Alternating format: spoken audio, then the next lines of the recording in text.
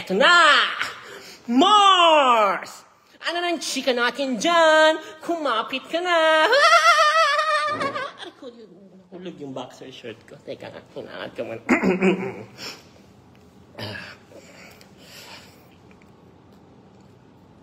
According kay Bea Bunda. According kay Tito Boy, kay Boy Abunda na kay ng Panginoon ng show business, ng mga chismisan. Wala na daw yung dalawa. Compare 100%. Hiwalay na daw sila ngayon.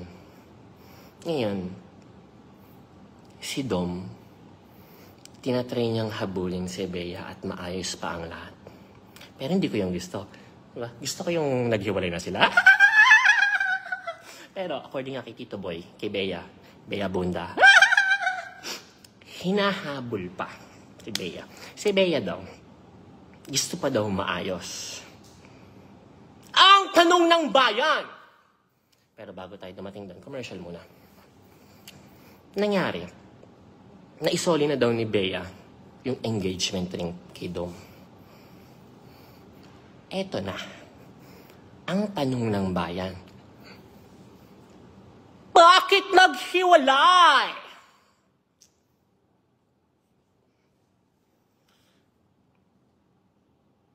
Ang daming sources eh. Ang mabigat dun, yung mga nasagap kong sources for the last 71 hours. Tama ba? Mali pala. 73 hours.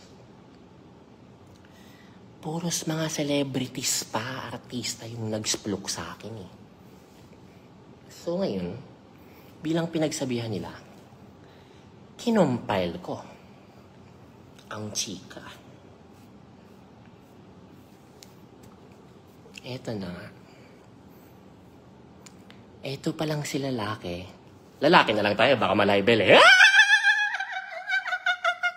Siyempre, di ba? Eto pa lang si lalaki.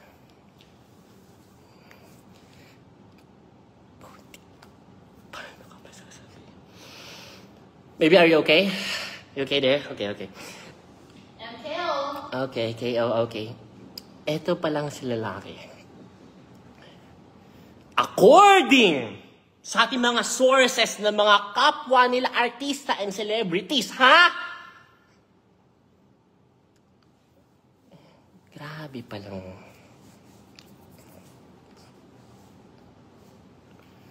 Nauubos pala yung pera ni babae.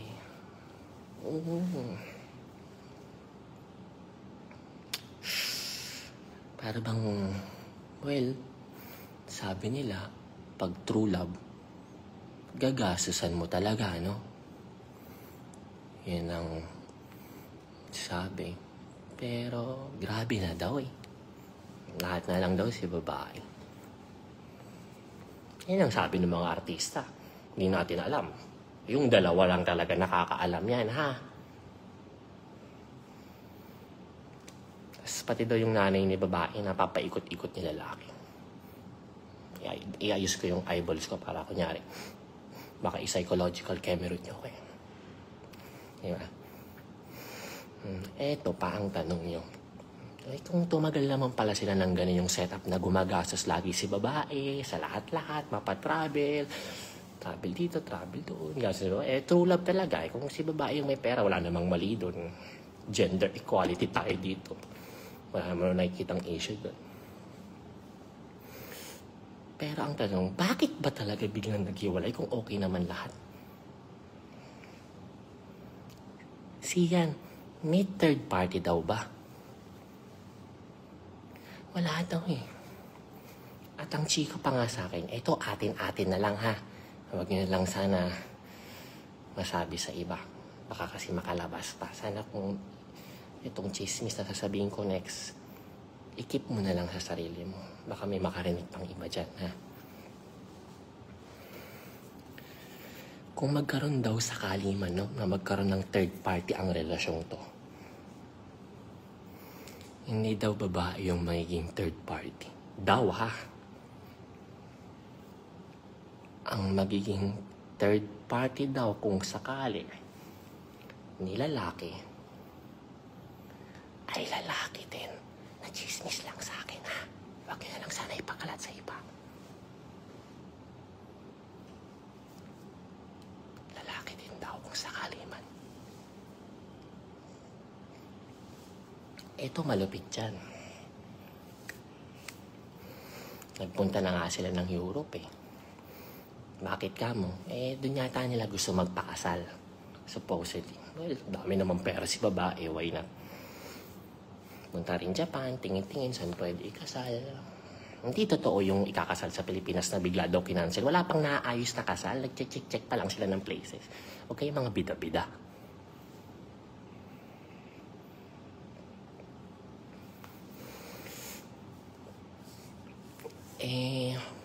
Napagkasunduan yata na bago ang kasal. Na ito napansin ko lang din sa pananalita ni Tito Boy, no? Napansin ko lang. Parang hindi maka-all in si Tito Boy. Oo, parang hindi siya maka-all in. Parang hindi masabi lahat-lahat. Pero nung inanalyze ko, pinanood ko ng 7 beses yung sinabi. Pinanood ko ng 7 beses. Lalakasan ko na yung boses ko, ha? Ito na kasi isplukan, eh. Bakit ang hina ng boses ko? Pinanood ko kasi ng 7 beses.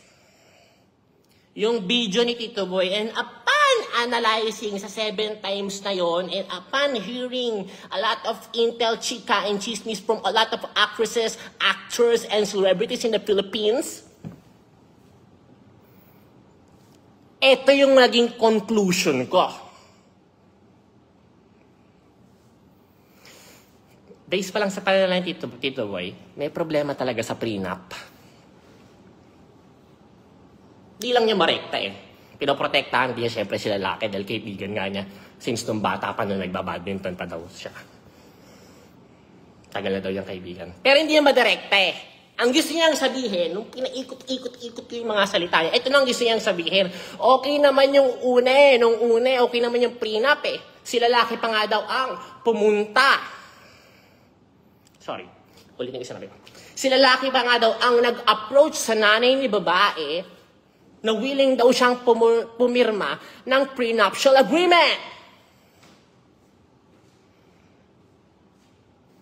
So, anong gusto mong i-point out, Tito Boy? Anong gusto mong i-point out, Bea Bunda?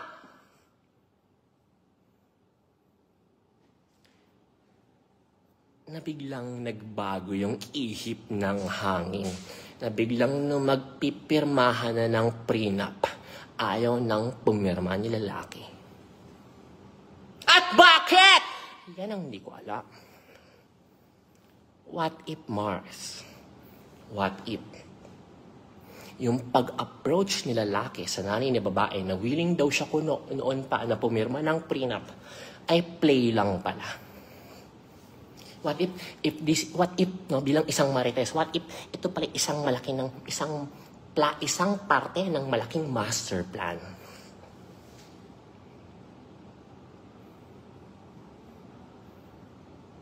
Daming pera ni babae, Brad. Mga registered na mga ari-arian yan, kulang-kulang 1 billion. Paano pa yung mga hindi nakapangalan sa kanya na pailalim na hindi binabayad ang tax? Sorry. Putik. In short, si babae, bilyonarya yan. Kung ang declared na ari-arian mo is kulang-kulang 1 billion, ano pa yung mga undeclared na iniiwasan mo ng taxation? So, to summarize ang buong pangyayari, okay sana ang lahat. Yung buong relasyon nila, okay sila as boyfriend and girlfriend. Walang issue, walang third party ang isa't isa. Ang naging problema, yung marriage itself.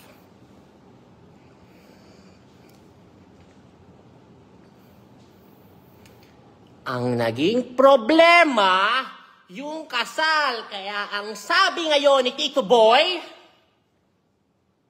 kung magkabalikan man ang dalawang ito ngayong taon, definitely 100% sure, walang mangyayaring kasal ngayong taon. Bakit ka mo kung i-analyze mo ano naging problema? Yung kasal, alam mo pwede maging problema sa isang kasal kung wala mo pala kayong third party? Baby, come here. I'm getting stressed. Come here. Come here. I'm stressed.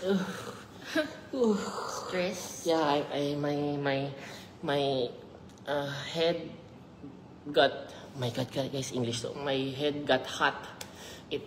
Mainit ulo ko, nag-init ulo ko. I'm hotness. Yeah.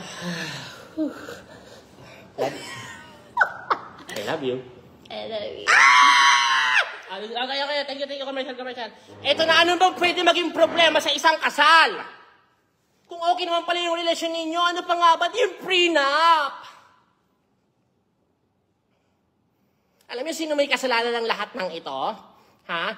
Yung number 1 source ng hiwalayan sa buong Pilipinas, ang OG Diaz Showbiz Updates. Uulitin ko yung YouTube channel ni OG Diaz para sa mga machismis at isplukan, ha? Ito ay patron at santo ng mga marites. Tugon, isplukan mo kami. OG Diaz Showbiz Updates. Follow niya, subscribe niya sa YouTube, ha? So, to go back sa summary natin.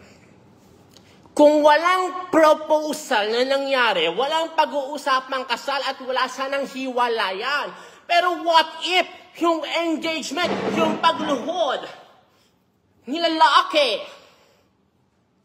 Maybe I'm just reenactment, okay? Yeah, this is just part of the reenactment. I'm still on the right mind. Okay, I don't have mental disorder so far. Okay! What if yung engagement at proposal ng lalaki ay parte pala ng isang malaking plano?